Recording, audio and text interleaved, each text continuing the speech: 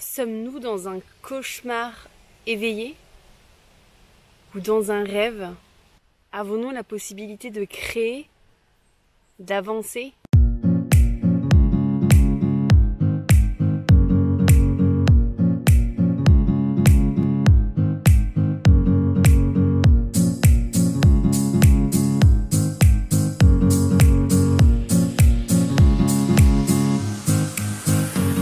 Hey, coucou les petits loups, j'espère que vous allez bien.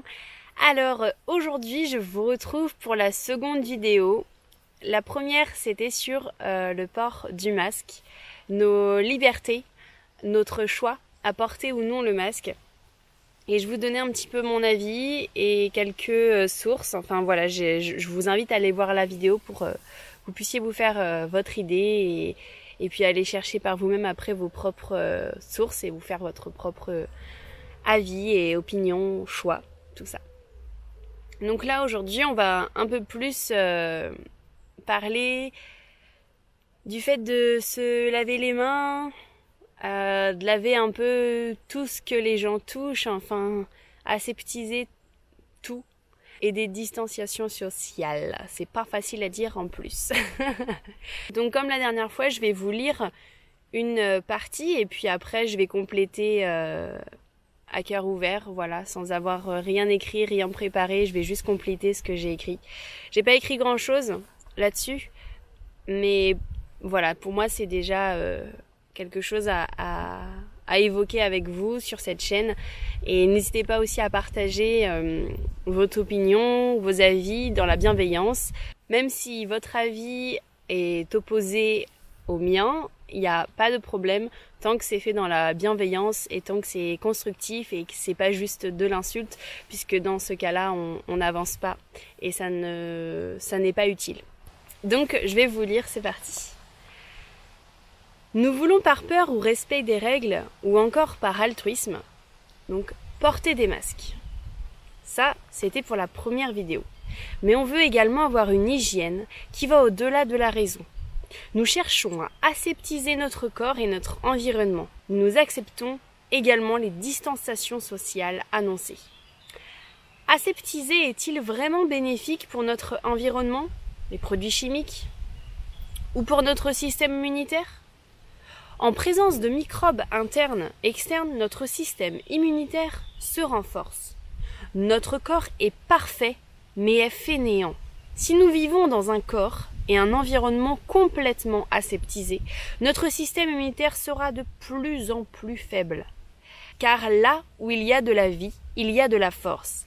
Là où il n'y a pas de vie, il y a de la fragilité. Quand on aseptise, on tue le vivant, les microbes, les micro-organismes.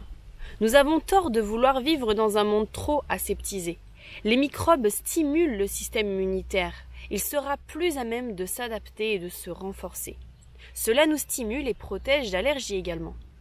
Il faut reconnaître nos amis de nos ennemis. L'hygiène est utile, oui, mais comme tout, le trop est dangereux.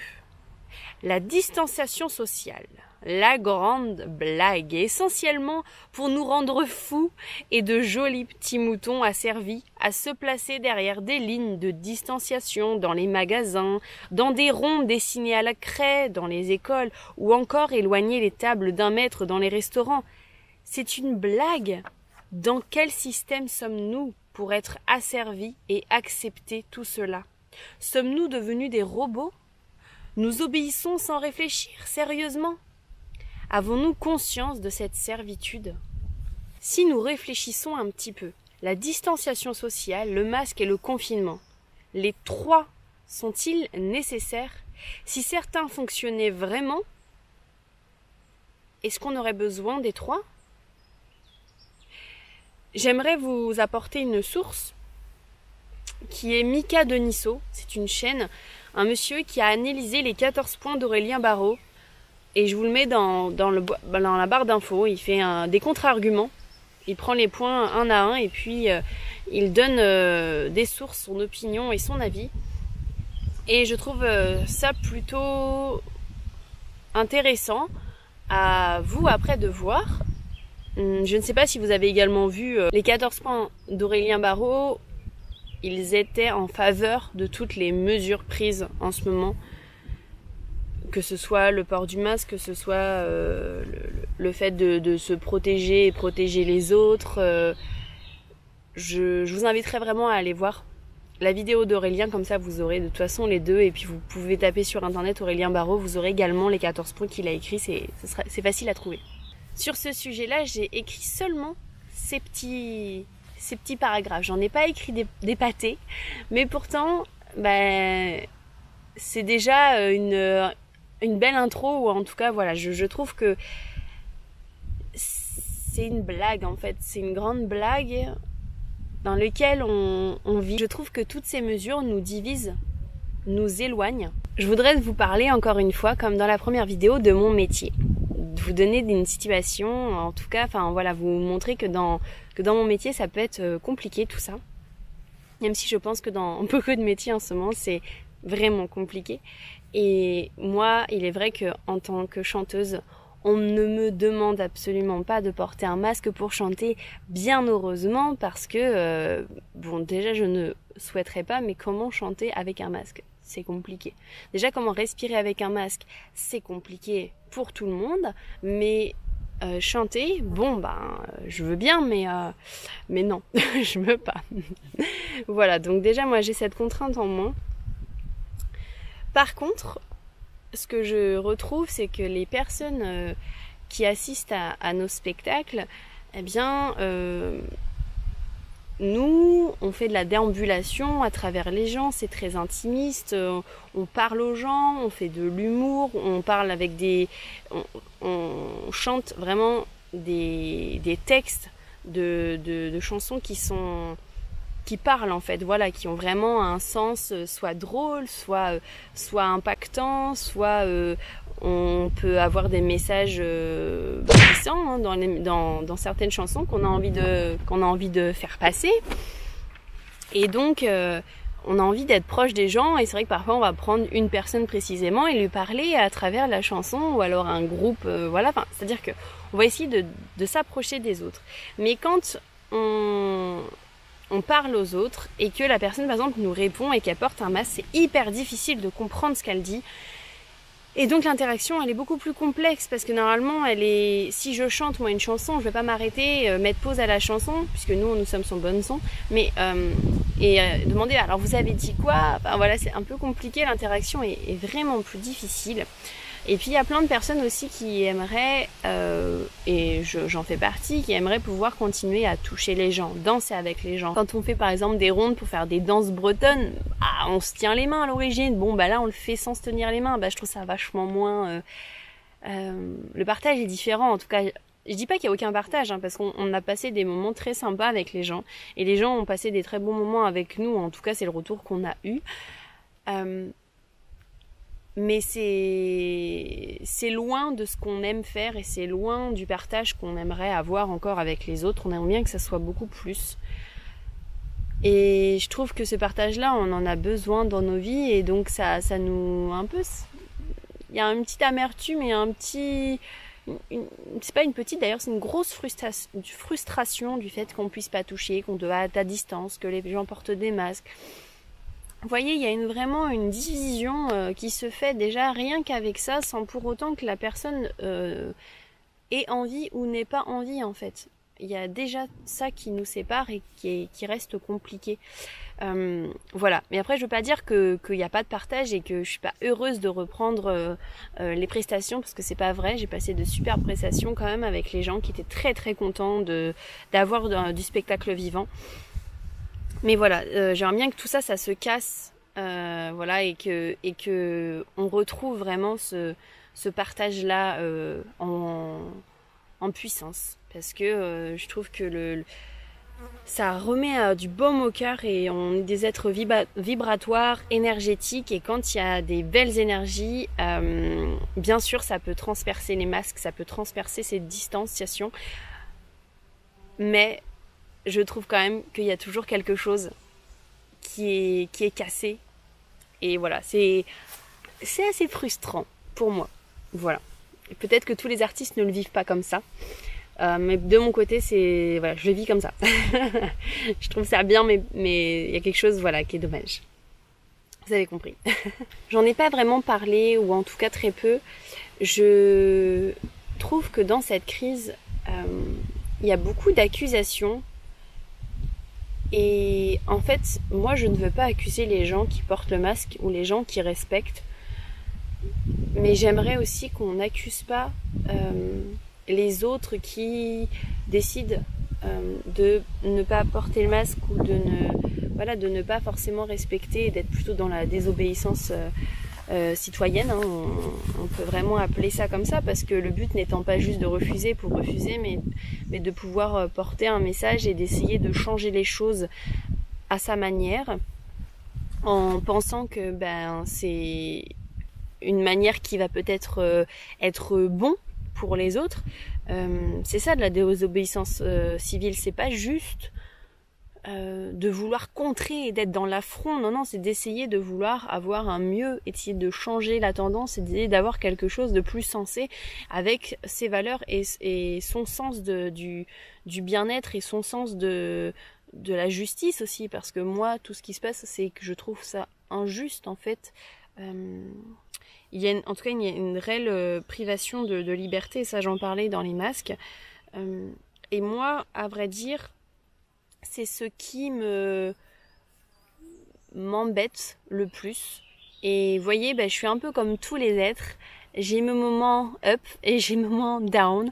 Et quand ça va pas, j'ai envie de me dire, comme je vous disais au début de la vidéo, j'ai envie de me réveiller comme si j'étais dans un cauchemar. Puis après, je me dis, ouais, mais je suis éveillée, enfin en tout cas, je le crois. Donc on se trompe tous, on a tous notre propre vérité. C'est la mienne, en tout cas, j'ai l'impression que quand même j'y vois un peu plus clair, mais ça veut pas dire que j'ai toutes les idées claires et que par contre je détiens aucune vérité, ça je précise. Je détiens juste la mienne. Mais quand je suis dans mes moments down, je me dis puis je pense à Matrix et je me dis ouais, mais j'ai la bonne pilule. Tu vois, je suis pas en hypnose.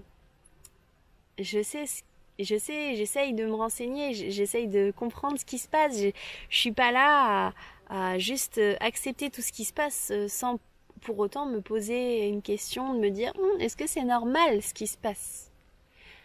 Parce que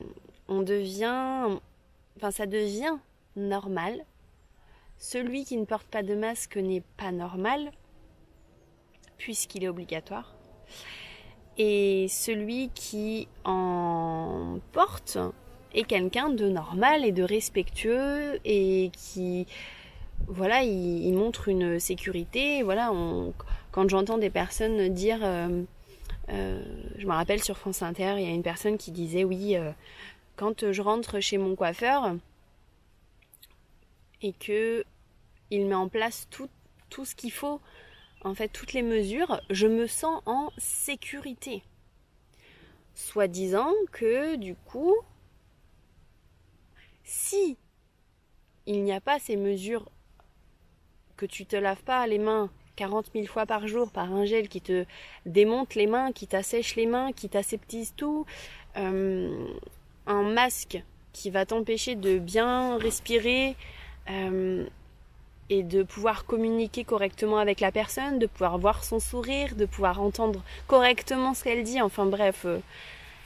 Et d'avoir toutes ces distances, eh bien tu n'es pas en sécurité, c'est ça que tu penses. Et du coup ça m'attriste, parce que je me dis, mince, il y a 7 mois, on ne pensait pas ça. On ne pensait pas ça du tout. Et moi,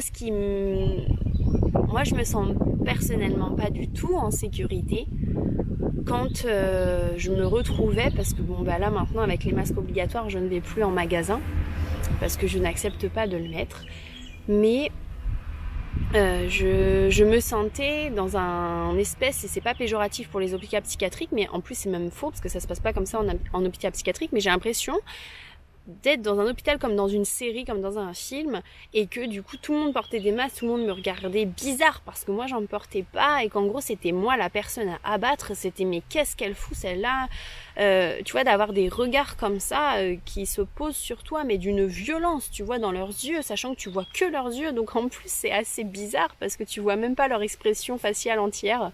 Donc bah tout de suite il y a une interprétation de ma part qui est beaucoup plus rapide parce que je vois pas grand chose, mais ce que je vois ça me fait peur. En tout cas c'est pas que ça me fait peur, mais je m'y sens très mal, je m'y sens pas bien du tout. Donc voilà, je ne sais pas vous comment vous vous sentez à travers tout ça. Je sais qu'en tout cas il y a de plus en plus de personnes qui en ont marre, non pas pour les mêmes raisons que les miennes peut-être, mais qui en ont juste marre de toutes ces mesures parce que c'est très difficile à respecter, puisque ça impacte vachement leur travail et leur bien-être physique et mental. N'oublions pas le bien-être mental parce que ça a un impact énorme, tout ça. Et donc voilà, je voulais vous en parler un petit peu. Je sais que ma vidéo part un petit peu dans tous les sens, mais à la fois c'est comme ça, je parle librement et je fais ce que je peux sur ces vidéos, et peut-être que si ça peut servir à d'autres à juste se poser des questions et absolument pas me croire mais aller chercher par eux-mêmes, je trouve ça chouette. Voilà. Sur ce, je vais vous laisser et puis vous envoyez plein de belles ondes, plein de sourires et vous envoyez plein d'amour de moi et de mes plantes, parce que bah, là je suis autour de mon jardin, je me sens très bien, il y a le soleil et j'ai les pieds dans la terre, dans l'herbe, et ça me fait tellement du bien. Si vous avez la possibilité d'avoir un cours d'eau, avoir un potager, d'avoir des arbres, voilà, de marcher pieds nus dans l'herbe, bah, essayez d'en profiter parce que ben ça c'est du vrai. Et on peut pas nous retirer ça. Voilà. Bon, ben je vous embrasse sur ce. N'hésitez pas si vous voulez voir la suite des vidéos. Ce sera pas toujours sur ce sujet-là, mais bien sûr il y aura la suite. Et la suite, je vais vous parler également de liberté et de peur. Et encore d'autres choses, j'imagine. J'ai encore plein de petites idées de ce que j'ai envie de vous parler. Et puis donc bah voilà, si vous voulez voir tout ça, vous pouvez vous abonner, activer la petite cloche pour voir les prochaines vidéos. Et puis mettre un petit pouce bleu en bas de la vidéo si vous avez aimé. Sinon bah, vous pouvez mettre un petit pouce en bas hein, si vous n'avez pas aimé. Chacun est libre de faire ce qu'il veut. Et de mettre des petits commentaires pour qu'on puisse en discuter ensemble et puis de partager pour pouvoir justement bah, peut-être que d'autres se posent de questions. Voilà, je vous embrasse les petits loups et je vous dis à bientôt dans une prochaine vidéo. Gros bisous les petits loups.